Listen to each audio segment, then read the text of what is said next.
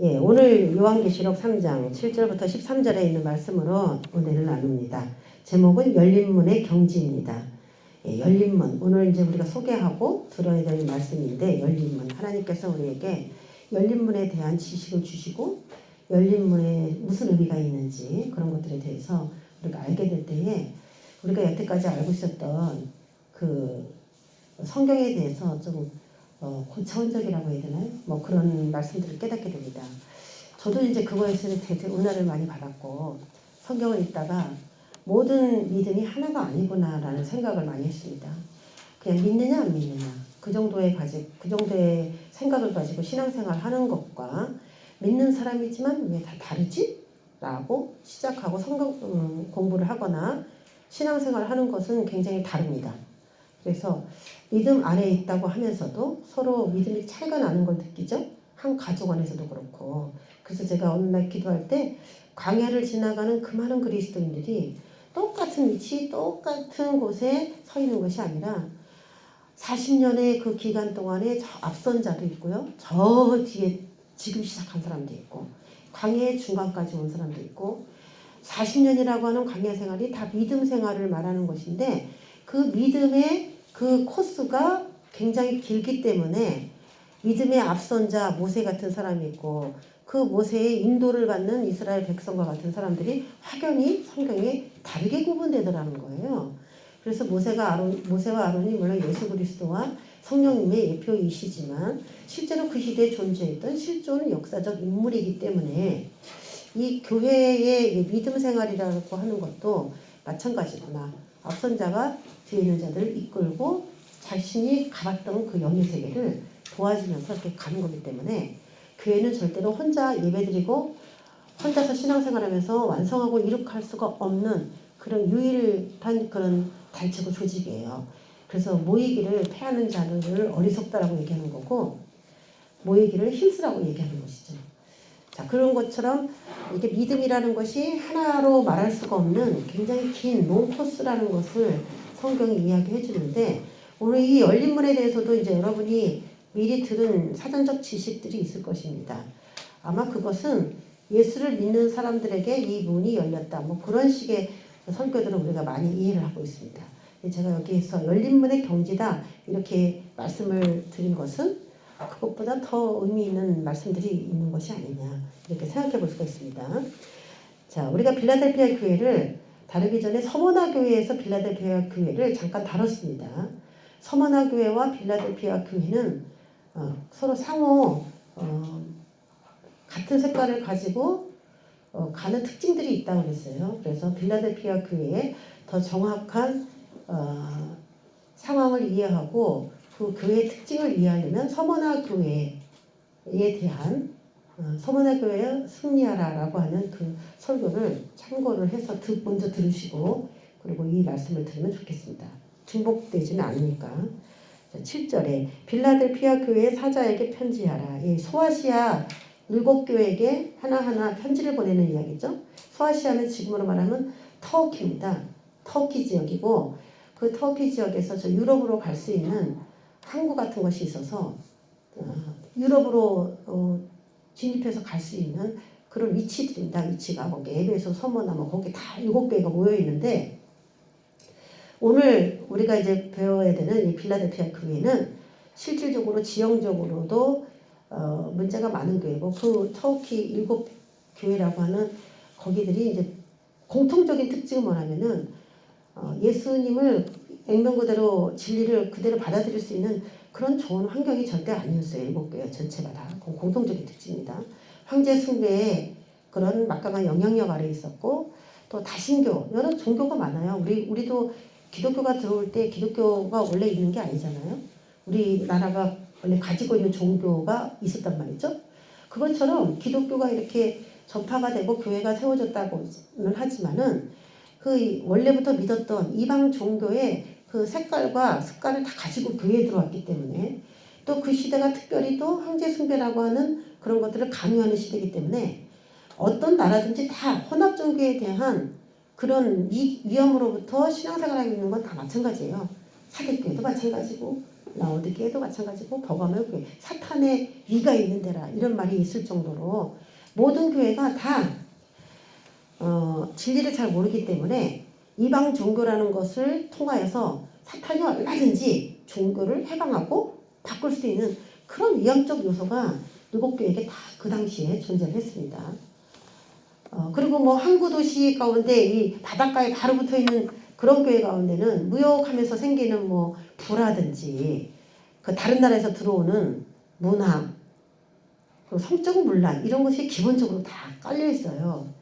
그런 식으로 종교 생활을 우리가 하지만은 진리가 다 수용되지 않은 상태에서 무엇이 옳은 것인가를 분별하지 못하는 이야기는 뭐 일곱 교회가 다 그 문제를 다 포함하고 있습니다. 필라델피아 교회 하면은 우리가 필라델피아 교회잖아요. 우리가 잘 알아야 되는데 저희 특별한 이야기로는 그 지역에 일단 지진이 굉장히 많아요. 지진이 많았고 필라델피아 교회는 특별히 지진이 더 많은 지역이고 여진으로 시달렸던 그런 교회입니다. 그래서 교회가 크지 않았던 그런 교회예요. 여진, 계속 지진이 문제를 일으켰던 그런 굉장히 그 교회 하기가 어려운 안암파고 환경이 별로 안 좋아요. 그런 교회였고 포도 생산지로도 굉장히 유명했던 그런 교회였습니다. 그런데 뭐 그런 것들은 일반 다른 교회들도 다 마찬가지로 갖고 있었던 문제일 수도 있습니다. 그런데 필라델피아 교회는 유일하게 칭찬을 들은 그런 교회였다는 것이죠. 그렇기 때문에 나는 더 열악하기 때문에 신앙생활을 못해 라고 말하기에는 이 필라델피아 교회의 사장에게 편지하는 내용을 읽어보면 그렇게 말할 수가 없습니다.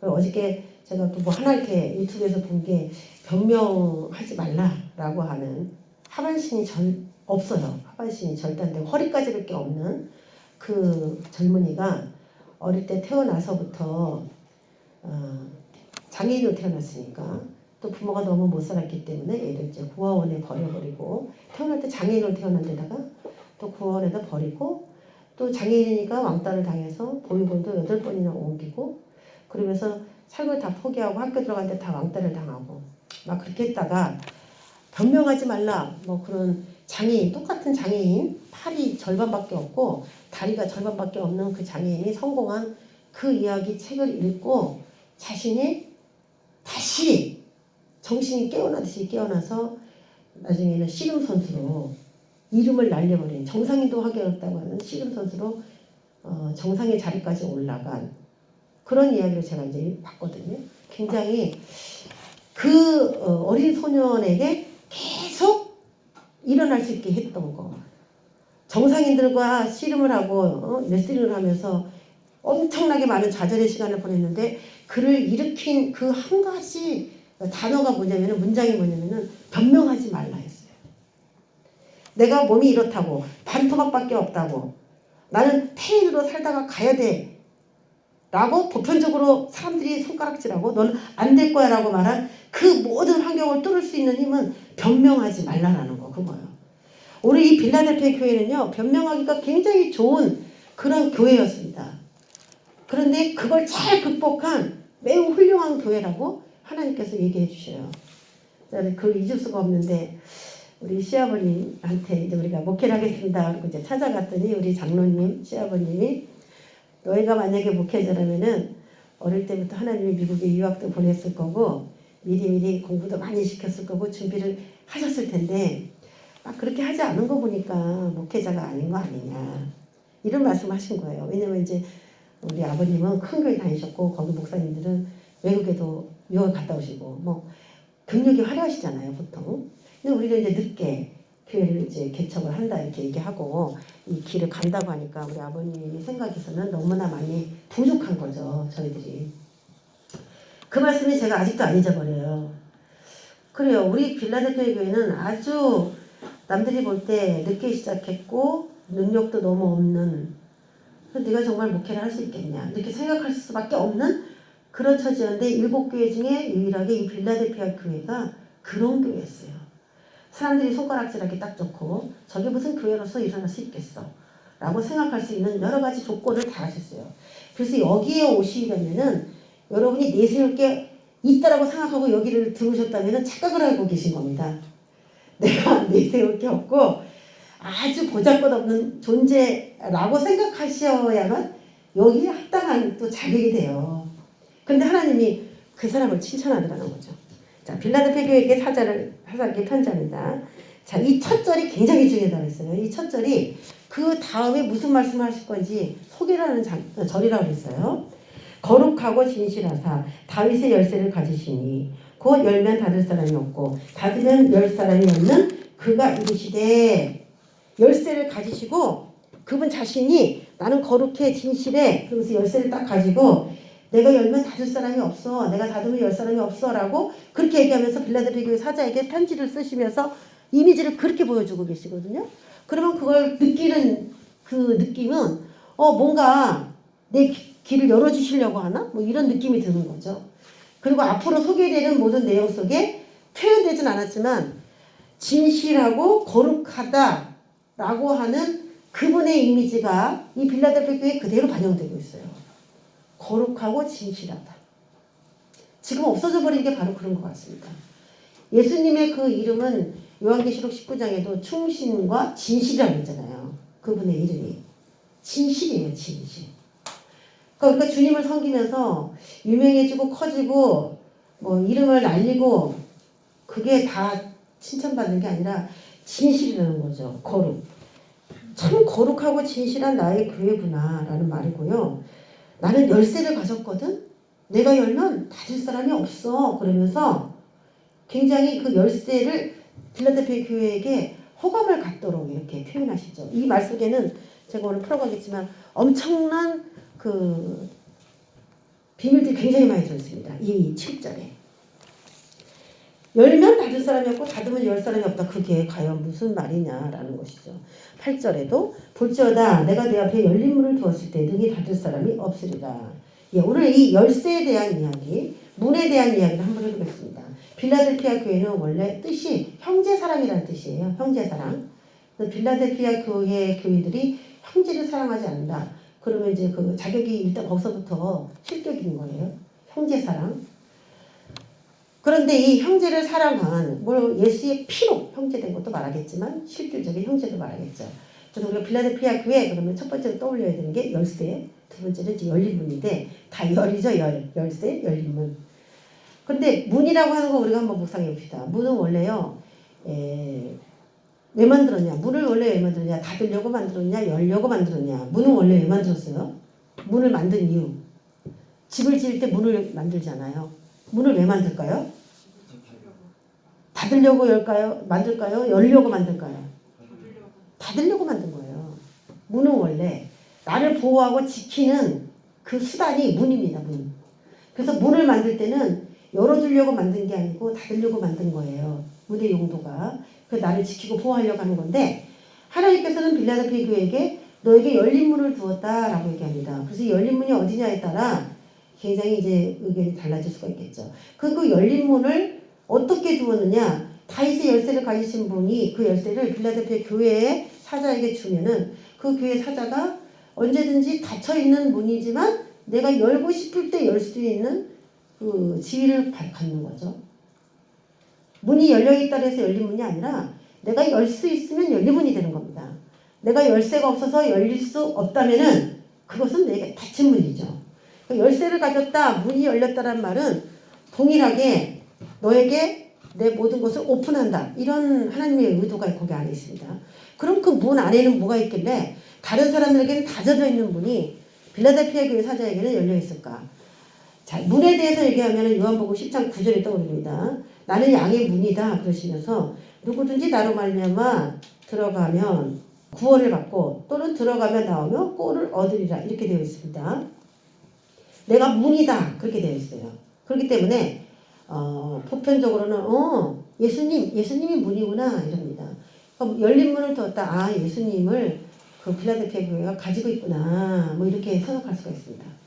그러면 저와 여러분이 생각할 때 7교회가 다 교회거든요.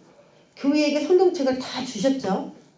말씀이 예수님이라면은 그 7교회에게 다 문이 열려 있을까요? 닫혀 있을까요? 예수라고 하는 그 분이 열린 문이잖아요. 그러면은 문이잖아요, 문. 그러면은 교회 다니는 사람 중에 성경책 없는 사람 있어요? 말씀 안 읽는 사람 있습니까? 다 읽잖아요. 그런데 예수님께서 문이라고 하셨으면서도 이상하게 다른 교회들의 이런 언급이 없고 빌라델피아 교회 사자에게만 문이 열렸다고 말하는 거 보면은 분명히 열린 문이라는 게 예수 그리스도를 말하지만 단순하게 예수 그리스도를 소유할 수 있는 특권이 빌라델피아 교회 사자에게만 있다라고 말하기가 조금 애매하죠. 그래서 이 문이다. 예수님이 문인 건 알겠다. 그 말씀이라는 얘기인데 열렸다. 그 말씀이 열렸다. 이렇게 이해를 해야 되는데 그렇게부터 이제 시작을 하겠습니다. 그러면 말씀이 열린 교회구나. 그러니까 빌라델피아 교회는 이제 말씀 공부를 많이 시키는 그런 교회인 거예요. 그 문이 열린 이유 예수님의 말씀을 잘 지켰기 때문이다. 거기 나오죠? 10절에 내가 나의 인내의 말씀을 지켰다. 이런 얘기가 나오고 있습니다. 그리고 또 8절에도 나오죠. 내 행위를 아노니 내가 적은 능력을 가지고도 내 말을 지켰다.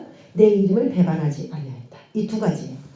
말씀이 열리는 이유는 어떻게 하면 내 말씀이 열리지? 말씀이 열리고 싶어요.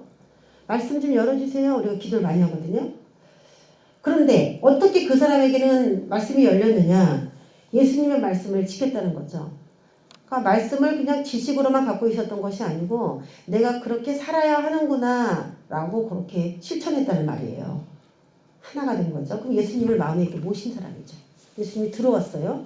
그래서 그 행동을 바꿉니다.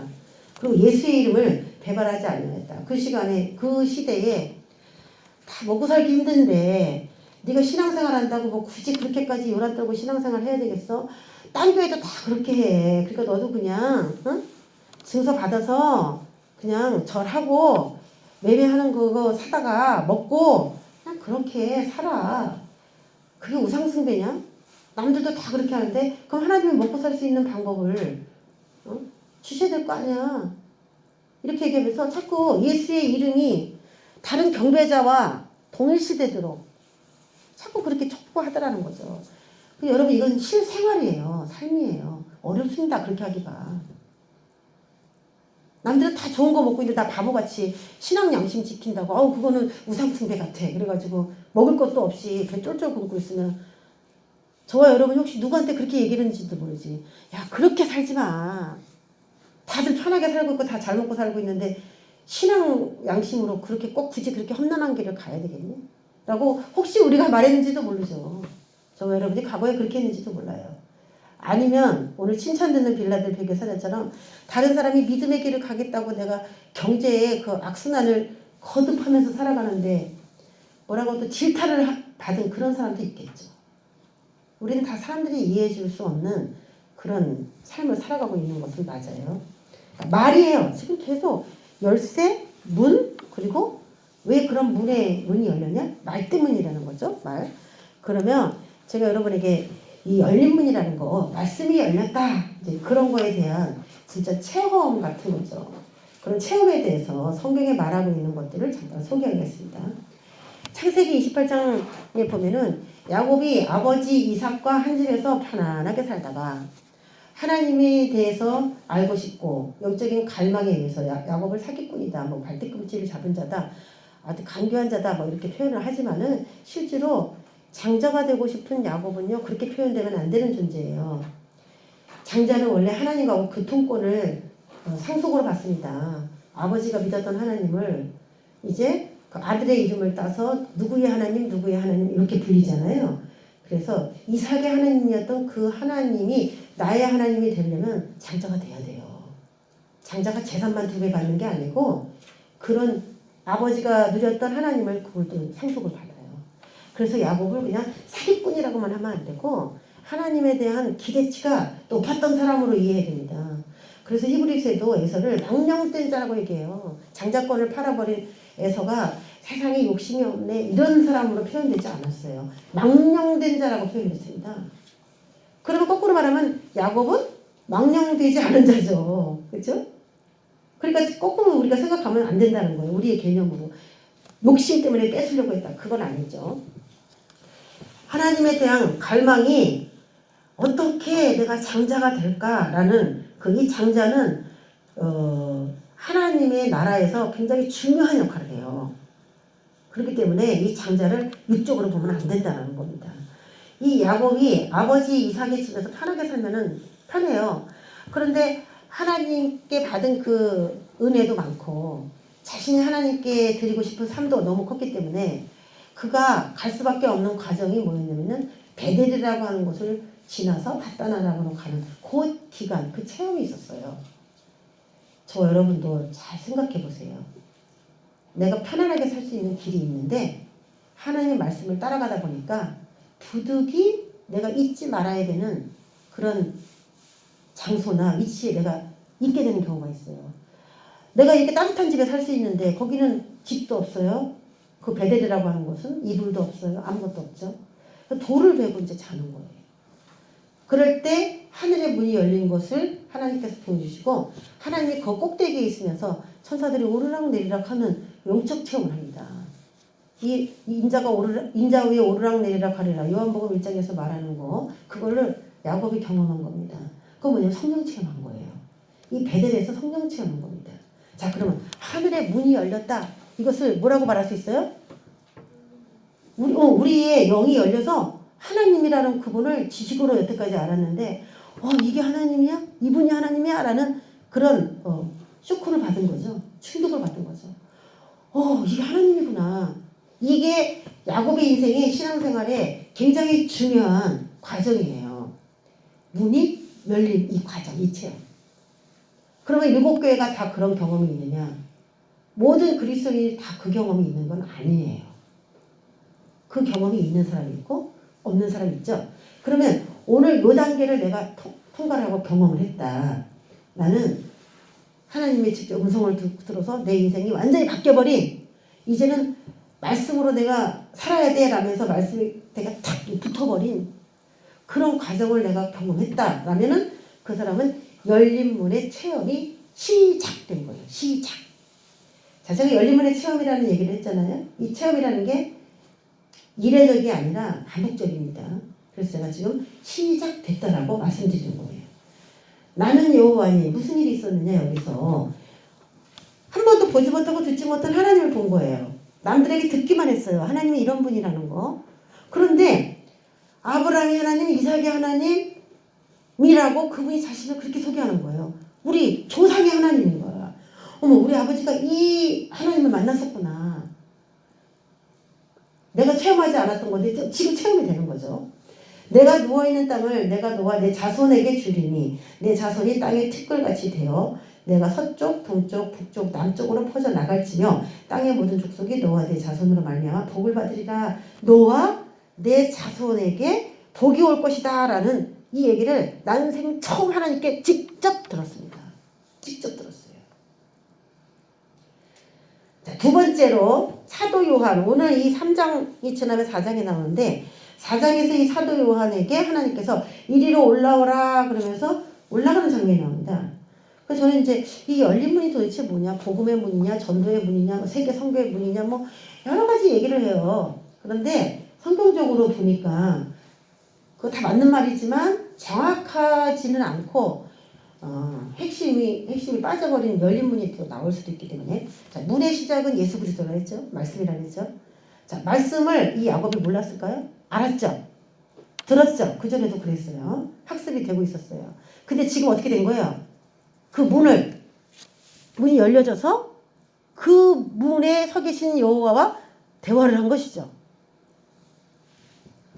예수 그리스도를 내가 믿었다고 할지라도 문이신 그분이 내 인생에 방문해 주셨다 할지라도 닫힌 문으로 신앙생활 하는 사람이 있는가 하면은 그 문을 열어놓으시고 야, 내가 이제야 하나님을 좀 알겠다 라고 하는 그 타입으로 들어간 사람이 또 있다는 거예요. 다르다는 겁니다. 그게 예수님을 양의 문으로만 인식하는 사람과 문이 열린 걸 경험하는 사람 좀 생각이 좀 방향이 잡히시나요? 자, 사도 요한에게 이리로 올라오라 하면서 하늘에 열린 문이 있는데 내가 들은 바 처음에 내게 나타나던 나팔소리 같은 음성이 이르되 이리로 올라오라 그러면서 이후에 마땅히 일어날 일들을 내가 내게 보이리라 이런 말씀이 보였어요. 이후에 마땅히 일어날 일들을 내가 내게 보이리라 그랬어요. 자, 그래서 슉 올라갔거든요. 하늘의 열린 문으로. 야곱과 사도 요한이 다른 점은 무엇입니까? 똑같은 열린 문을 체험을 했는데 야곱과 사도 요한의 경험이 다르다는 것을 저와 여러분이 알아야 돼요. 여기 외에는 열린 문에 대한 이야기가 거의 없어요. 하늘문이란 말이 거의 안 나옵니다. 야곱은 이리로 올라오라 얘기 못 들었죠. 야곱은 문이 열리고 여호와가 거기 꼭대기에 서 계신 것을 밑에서 쳐다봤어요. 그러니까 열린 문은 봤지만 열린 문 안으로 들어가지는 못했어요. 그런데 사도 요한은 이리로 올라오라 그러면서 마땅히 일어날 일들 내가 내게 보이리라 하면서 마땅히 일어날 일들 너에게 보여주기 위해서 그리로 데려갔다는 거예요. 그럼 열린 문을 보고 있는 사람과 열린 문 안으로 들어간 사람은 굉장히 다른 것이죠. 그러면 만약에 야곱이 열린 문 안으로 사도 요한처럼 올라오라 그래서 올라가려면 어떻게 돼야 되냐면 야곱이 봤던 사닥다리를 야곱이 친히 밟고 올라가서 거기 있는 하나님을 직접 뵙고 마땅히 일어날 일들을 이제 보게 돼야지. 그래야 이제 야곱이 사도 요한과 동일한 성령 체험을 했다라고 인정이 되는 것입니다. 분명히 다르다는 걸 차이를 아시겠습니까? 네. 그래서 마땅히 일어날 일들을 보인다. 이 말을 통해서도 이거는 뭘 말하냐면은 열린 문에 들어가면 무슨 일이 생기냐? 하나님의 계시가 임한다는 거예요. 하나님의 계시. 그러면 문은 다 줬어. 저와 여러분에게 예수 그리스도. 문은 다 줬어요. 누가 열어야 돼요? 이걸 다 줬어. 말씀을. 여러분에게 다 줬어. 그러면 이걸 덮어놓고 믿어야 돼요? 열어놓고 믿어야 돼요? 말씀을 열어놓고 믿어야 되는 거죠. 그리고 이리로 올라오라 하면요. 이 야곱이 지금 문을 열어놓은 거 봤어요. 여호와의 이름을 봤어요. 그건 봤어요. 그런데 이것을 계시화시키지는 못했어요. 일어날 일들로 계시화시키지는 못했다고요. 이 말씀을 다 읽고 야곱처럼 이제 시작을 해서 열린 문이야. 문이 열린 거는 이제 알았어. 그게 그때 성경이 열리기 시작하는 거예요. 그 야곱에게. 그럼 그 열려서 이제 읽게 됩니다. 읽게 되면은 쭉 계속 읽으면서 말씀에 깊이 있는 곳으로 하나님이 이끄셔요. 깊이 있는 곳으로 이끄시는 게 어디냐? 하늘로 이끄시는 거죠. 그러면 이게 어떻게 되냐? 이게 계시로 풀어지는 거예요. 그래서 이 성경은 역사, 과거, 지난 이스라엘이나 지난 믿음의 선조들이 썼던 그 말씀들의 과거의 이야기로 해석을 한다면은 아직 그 사람은 열리지 않은 겁니다. 그냥 역사책일 뿐이에요. 다른 사람의 이야기일 뿐이에요. 야곱도 아브라함의 하나님, 이삭의 하나님을 들었어요. 그냥 들었어요. 그런 사람인 거예요. 그런데 열리면 이 말씀이 내 얘기처럼 느껴져서 설교하게 되고 내 얘기처럼 느껴져서 책을 읽게 돼요. 이거를. 그게 야곱의 그 경지를 통과한 사람들의 삶이에요. 성경을 읽으면 다 내 얘기 같아. 다 내 얘기. 자, 그러면 그 다음 단계가 뭐냐? 사도 요한의 단계예요. 이제는 내게 일어난 이 체험들을 토대로 미래에 어떤 일이 일어날 것인지 그 말씀을 읽었는데 미래에 일어날 일로 매치가 돼요. 이게 계시의 영입니다. 그러니까 역사로만 보느냐? 과거. 현재의 내 이야기냐? 현재. 지금의 이 역사책이 미래에 계시적으로 이렇게 읽어지느냐? 이거는 굉장히 다른 문 안으로 이렇게 접근해가는 그런 경지라는 겁니다. 자, 하늘문에 대해서 한 가지 얘기를 더 얘기할게요. 시편 78편 23절 24절에 보면은 그가 하나님이시죠. 하늘문을 여시고 그들에게 만나를 비같이 내려 먹이시며 하늘 양식을 그들에게 주셨다. 그래서 하늘문을 여셨다라는 것은 무슨 열린 문을 두었는데 이 말은 만나와 하늘의 양식을 이스라엘 백성들에게 먹였던 걸 상기시켜요. 그래서 열린 문을 두었다는 것은 만나 대신 예수 그리스도 하늘의 양식인 그 양식이 인간의 영 안에 지식으로 다가오면서 이 지식이 미래에 하나님께서 무슨 일을 할 것인지까지 열어지는 이 일을 열린 문이 하는구나. 이해가 되십니까? 문이 열려야 돼요? 닫혀야 돼요? 그리스도인들은. 네. 그런데 열쇠가 있는데 항상 열기만 하면 성경이 그냥 풀어주는 거야. 이렇게. 그게 바로 열쇠를 가진 사람이에요. 그래서 지금 추앙받고 전 세계에서 가장 인지도가 높은 그 문을 여는 내가 열쇠가 있다고 가장 크게 추앙받는 사람이 누구예요? 저 여러분 다 아는데 그 유명한 사람 신천지. 신천지. 나는 뭐 말씀이 다 열렸다 그러면서 뭐 엄청난 이 종교 세력으로 확장해가지고 지금 있는데 그 사람의 말을 이렇게 들어보면은 잘 열려야 되는데 또 이상하게 열려가지고 성령에 의해서 계시의 영으로 이렇게 풀어져야지 그게 열린 것이지 엉뚱하게 그렇게 되는 건 아니죠. 그러면 우리가 좀 전에 읽었던 거 7절에 열면 닫을 사람이 없고 닫으면 열 사람이 없는 그가 이르시되 그러면서 8절에 빌라델피아 교회에게도 능히 닫을 사람이 없으리라. 그러니까 예수님이 키를 가지신 분이 있고 자유자재로 열고 닫고 하실 수 있는 분인데 이 키가 누구에게로 왔냐면은 빌라델피아 사자에게 왔죠. 능히 닫을 사람이 없으리라. 그러니까 이 빌라델피아 사자도 언제든지 들어갈 수도 있고 나올 수도 있고 계시가 활짝 열리고 말씀이 활짝 열린 그런 교회로 부르심 받은 것에 대해서 이야기를 하고 있는 거예요. 그러면 능히 닫을 사람이 없으리라. 그 말이 무슨 뜻일까요? 능히 닫을 사람이 없으리라. 제가 좀 전에 이제 야곱하고 사도 요한하고 비교를 해서 이야기를 해드렸습니다. 그러면 제가 창세기를 잠깐 여러분에게 설명을 할게요. 야곱의 열린 문의 시작은 베델에서 시작했어요. 베델은 여기가 하나님의 집이요 하늘의 문이로다 그러면서 시작이 됐던 야곱의 성령 체험의 시작이었거든요. 그 열린 문이 시작됐어요. 그럼 아까 말씀드렸듯이 이제 계단을 밟고 사다리를 밟고 하나님이 계신 그 열린 문으로 들어가야 되잖아요. 들어가야 돼요. 사도 요한은 이리로 올라라 해서 갔어요. 야곱은 지금 밑에서 갔어요. 그래서 이제 가다나람에서 20년 신앙생활은 계단을 올라가는 거를 표현해주고 있어요. 이 사람이 열린 문, 하나님과 말씀으로 교통을 하면서 하나하나 계단을 밟고 하늘에 있는 하나님을 직접 뵙는 것처럼 하나님의 계시가 임파티션 되는 거예요. 야곱에게. 그러니까 20년의 신앙 연단은 계단을 하나하나 밟으면서 이리로 올라오라고 하는 사도 요한의 경지로 딱 이루어지는 그 시간을 이제 바다나라는 이야기로 막 소개하고 있습니다. 그럼 바다나라에서 야곱이 지낸 20년을 다르게 해석하면 안 되고 하나님이 말씀을 야곱에게 가르쳐주고 야곱이 그걸 계시화시켜서 이렇게 신앙생활 해가는 과정으로 설교를 해야 되는 거죠. 이해를 해야 되는 거죠. 그래서 베델 하늘문에서 계시가 시작돼요.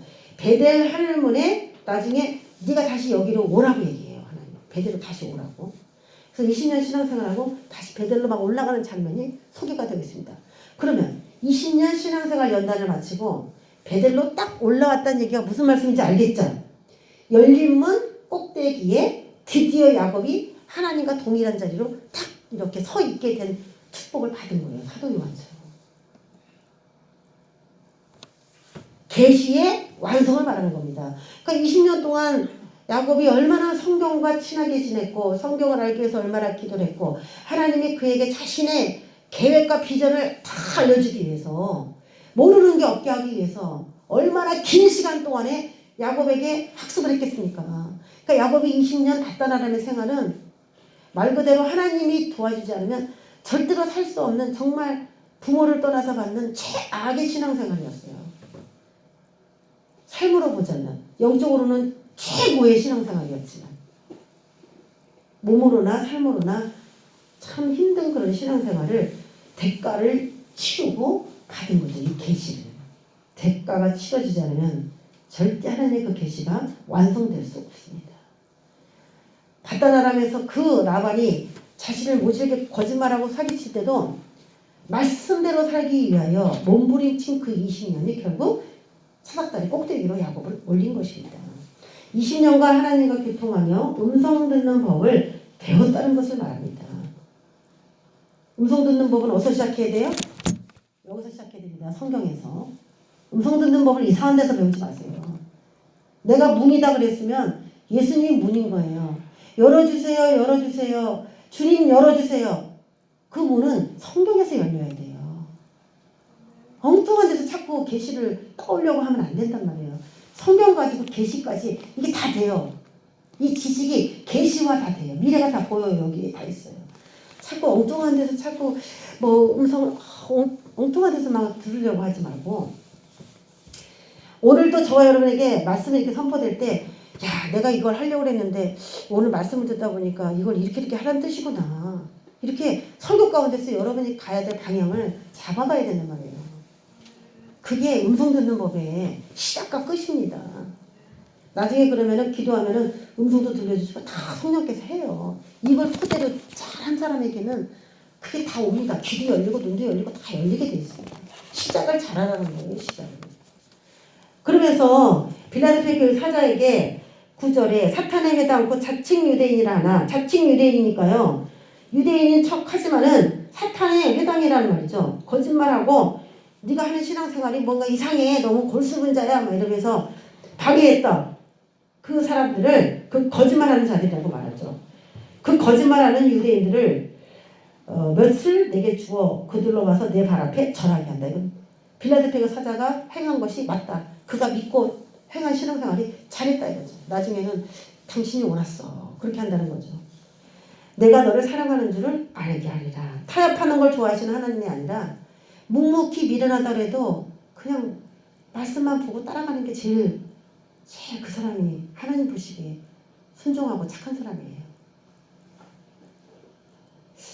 저한테도 이제 목사님은 왜 기교가 없나, 왜 기교를 안 부리고 사람들이 살아가는 그런 거를 좀 이렇게 따라가야지. 이렇게 뭐 여기 계속 계실 겁니까? 언제 가실 겁니까? 맨날 물어요. 언제 가실 겁니까? 어떻게 좀 해보세요.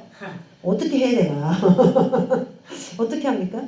저와 여러분이 한 가지 알아야 되는 게, 저도 마찬가지고 여러분도 마찬가지인데, 교회는 목사가 하는 게 아니고 누가 하라 그래서 하는 게 아니고 주의 일은 하나님이 하시는 겁니다. 여러분도 하나님이 맡기신 어떤 일을 여러분이 하고 계시다면은 여러분도 여러분의 일을 여러분이 인위적으로 하지 않도록 조심하실 때요.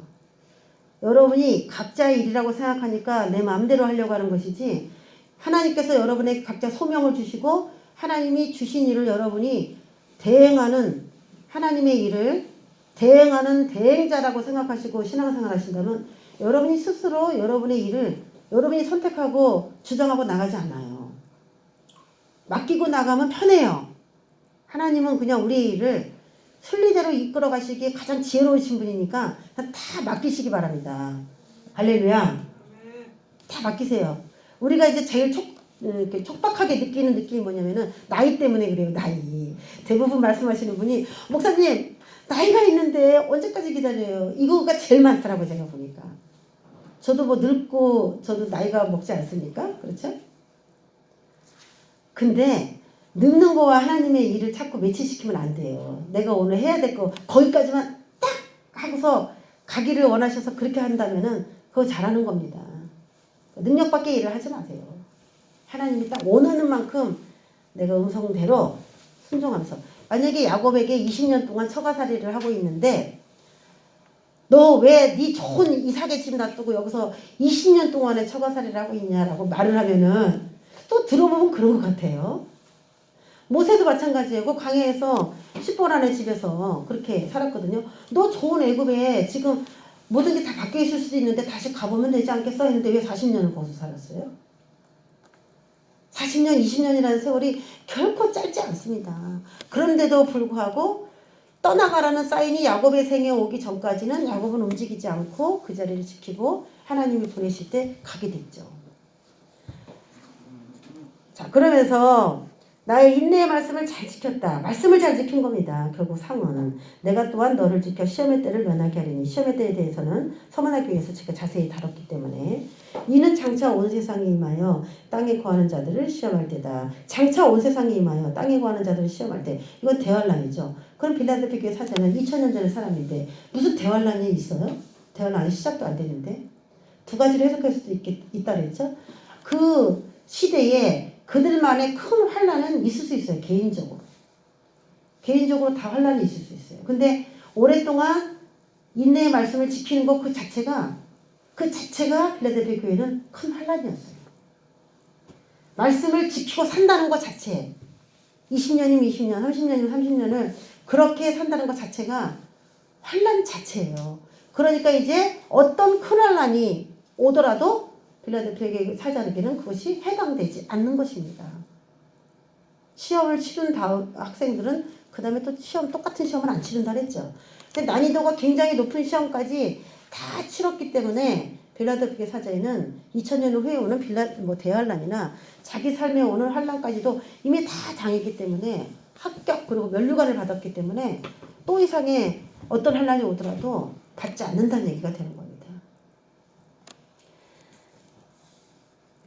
내가 속히 오리니 내가 가진 것을 굳게 잡아 아무도 내 면류관을 빼앗지 못하게 하라. 네, 하나님과 교통하며 20년이라고 하는 연단을 마치고 마지막에는 엄청 큰 환란까지 빌라델피아가 잘 통과를 했는데 그래서 여기서 뭐라고 말하냐면 굳게 잡아. 내가 가진 것을 굳게 잡아. 이제는 뭐만 남았냐면 유지가 남았어요. 유지.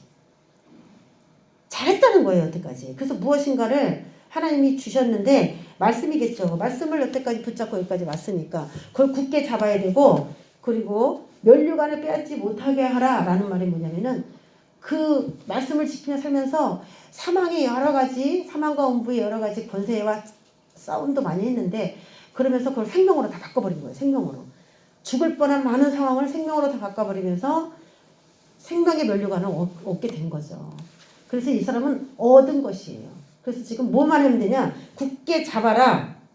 빼앗기지 못하게 하라. 그러면 얻은 거죠? 면류관을.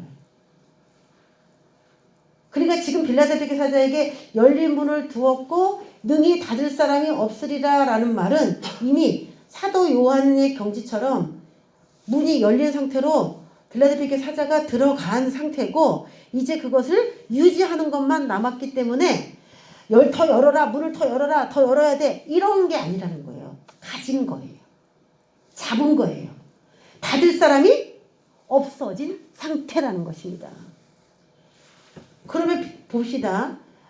지금은 너에겐 절대 그 문이 안 닫혀 이런 말이거든요. 그러면 확정이죠. 확정. 확보된 거예요. 열린 문이 확보된 거예요. 모든 그리스도인이 성령 체험을 하고 열린 문이 다시 닫힐 수도 있습니다. 그렇지만 끝까지 싸웠기 때문에 빌라델피아 사자는 더 이상은 닫히지 않는 그런 축복을 받은 거예요. 그런데도 방해는 있을 수 있죠. 빼앗지 못하게 하라 이런 거 보니까 빼앗으려고 하는 존재는 여전히 역사한다는 것이죠. 자, 예수님의 말씀을 지키며 이름을 배반하지 아니한 수고를 인정받았다. 이게 중요한 거예요. 인정받았다. 그래서 얻은 면류관이다. 그러니까 12절에도 뭐라고 나오냐. 이기는 자에게 얘기하시면서 내 하나님 성전의 기둥이 되게 하리니 그가 결코 다시 나가지 아니하리라 라는 말을 해요. 나가지 않는다. 들어와버렸다는 거예요. 열린 거예요. 들어와버렸다.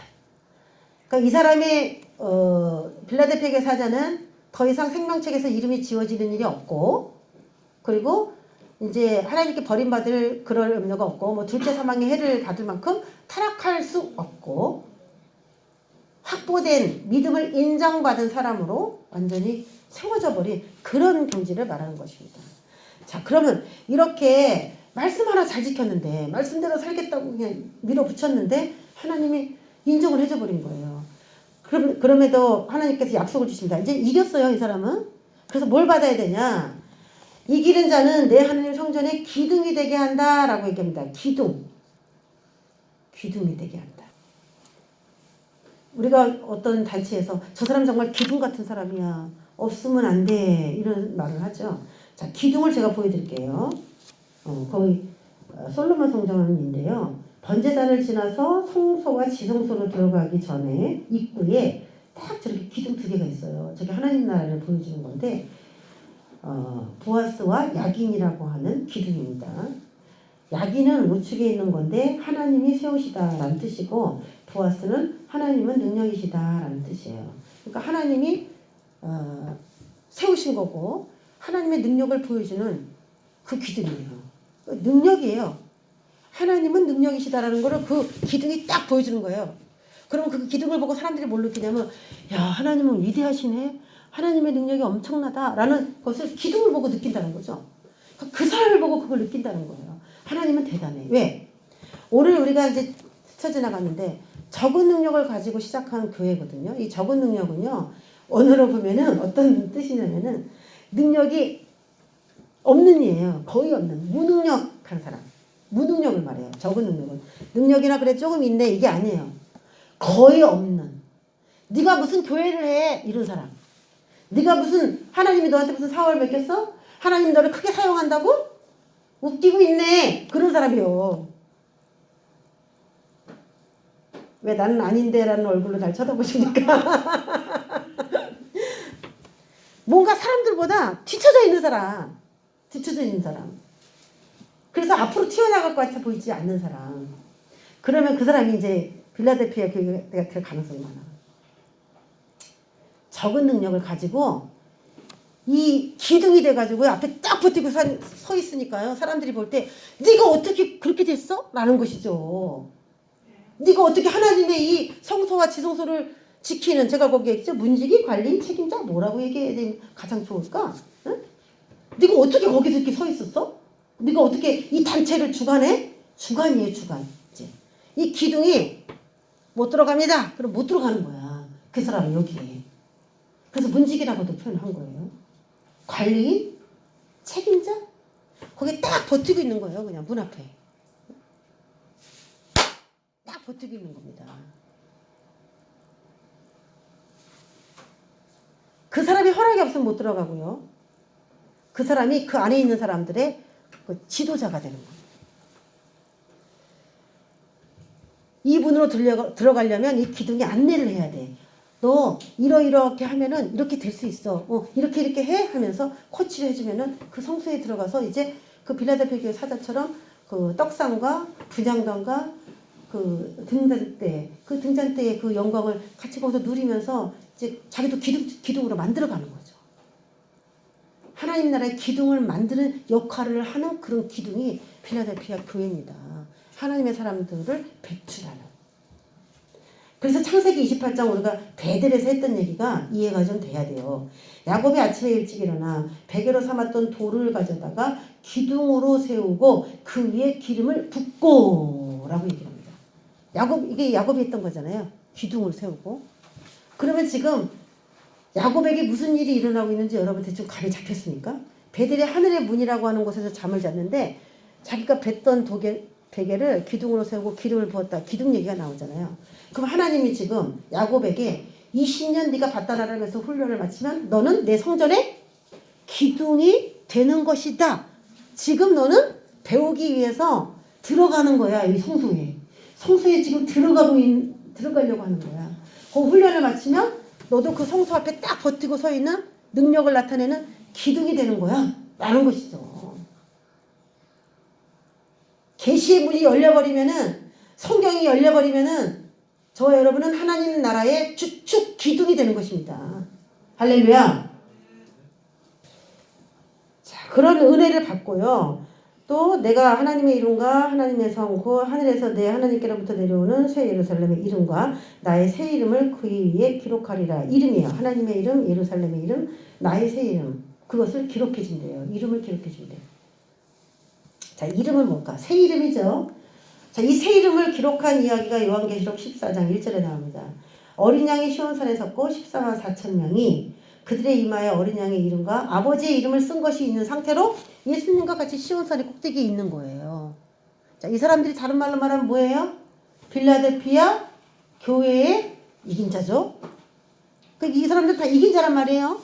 이 사람 다 이긴 자라는 거예요. 시온산에 같이 서 있는 그 사람은 이겼다라는 사람들이라는 말이에요. 그러니까 너는 내 거야 그러면서 이름 써주죠. 너는 내 거야. 여러분이 잃어버리기 싫은 물건에 이름 쓰잖아요. 그런 것처럼. 그리고 또 이건 뭘 말하냐면요. 우리가 태어날 때는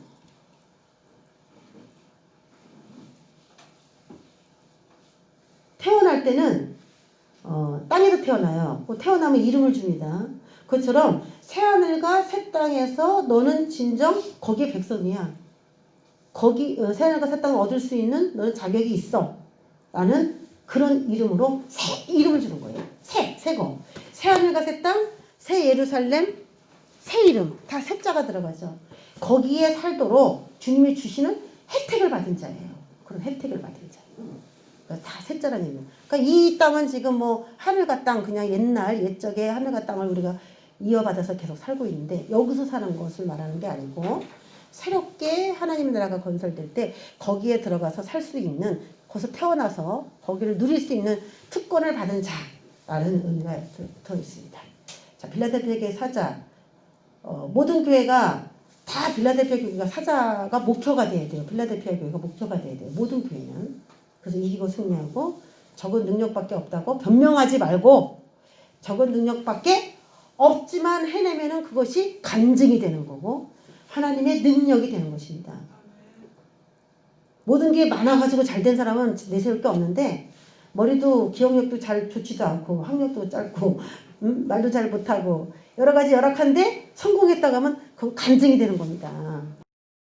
자, 오늘 내가 정말 빌라델피아 교회의 인정을 받고 사는 사람이 맞는가에 대한 확인을 여러분이 오늘 설교를 들었으니까 각자가 하셔야 됩니다. 그래서 이제 한 주간 동안에 여기에 대해서 계속 생각하셔야 돼요. 하나님이 나를 빌라델피아 교회로 계시를 활짝 열어주는 그런 은혜를 나에게 부으셔서 기둥으로 세우실 그런 정말 계획이 있으신가를 저와 여러분은 확인해야 됩니다. 에이, 그런 거야, 지식이야, 다 잘 배웠어요, 우리 끝, 이게 아니에요. 그러면 물에 걸린 에피소드요. 딴 사람은 쉽게 들어가는데 내가 어딜 들어가려고 하는데 못 들어갑니다. 그리고 제재를 당했다. 그건 좋은 거야, 나쁜 거예요? 요번 주에는 그거 안 좋은 거야.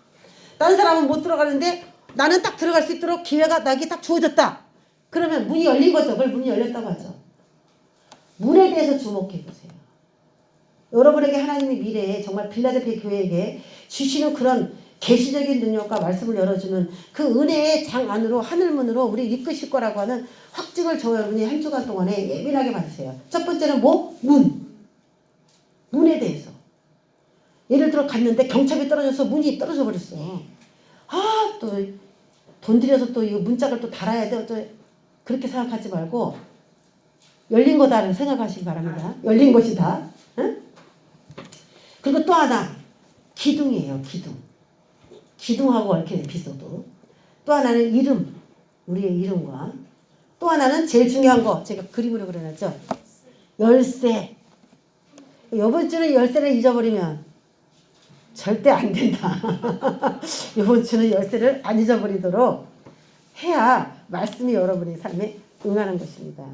잃어버린 열쇠를 찾았다든가 열쇠하고 얽힌 에피소드를 통해서 그 에피소드 속에 하나님께서 말씀하시는 그 계시가 그 안에 들어있어요.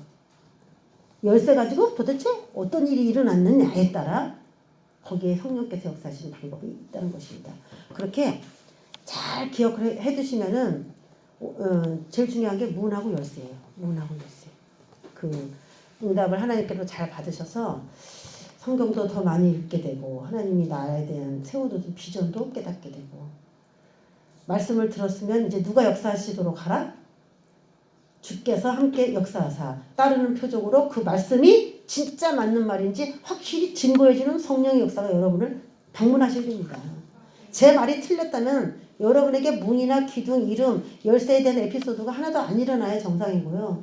제가 전한 이 말이 제자들이 나가 두루 말씀을 전할 때 주께서 함께 역사하자, 그 제자들이 하는 말이 맞다라고 친히 증거해 주신 겁니다. 내 말이 맞다라고 하는 사인이에요. 그래서 이제는 말씀은 끝났어요. 저는 여기밖에 못해요. 이제 여러분에게 방문하시는 건 성령의 방문입니다. 그래서 모든 것에 촉각을 세우고 성령님이 그 말씀대로 나를 이끌어 가시는지 교제하시기 바랍니다. 교통하시기 바랍니다. 기도하겠습니다. 하나님 아버지, 막혔던 기회가 열리게 되거나 우리에게 생각지 않은 그런 그림들 한 주간 동안에도 주님의 귀에 기울이게 하시고, 세상의 마음을 다 뺏기다 보면 주님께서 우리에게 여러 번 말씀을 주셨지만 다 놓쳐버리기 쉽습니다. 주님께 집중하여 정말 필라델피아 교회에 주신 말씀이 우리 교인들에게도 그대로 임하여서 정말 시험의 때 한 사람도 들어가지 않는 그런 은혜를 응답받을 수 있는 그런 기회가 될 수 있도록 축복하여 주시옵소서. 감사드렸고 예수 그리스도 이름으로 기도합니다.